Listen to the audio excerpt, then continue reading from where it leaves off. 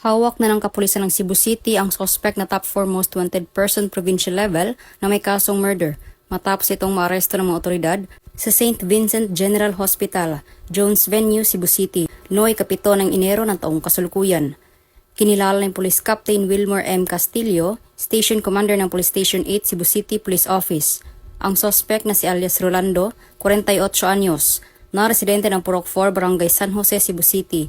Ayon sa ulat ng pulisya, bandang alas 11:20 ng umaga, nang namataan ng mga otoridad ang suspect sa isang ospital sa Cebu City, agad na inaresto ang suspect sa bisa ng warrant of arrest para sa kasong 2 counts ng murder na walang rekomendadong piyansa.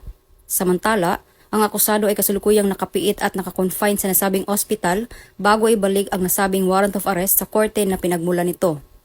Ang matagumpay na pagka-aresto ng suspect ay patunay na Cebu City PNP ng kanilang mas pinaigting na pagpapatupad ng batas upang mapanatiling ligtas at payapa ang komunidad, alinsunod sa direktiba ni Police Lieutenant General Jose Merencio C. Nartates Jr., Acting Chief, Philippine National Police. Mula dito sa Cebu City, ako ay inyong Police News Network Correspondent, Patrolwoman Flora May Azares, alagad ng batas, tagataguyod ng Balitang Pulis.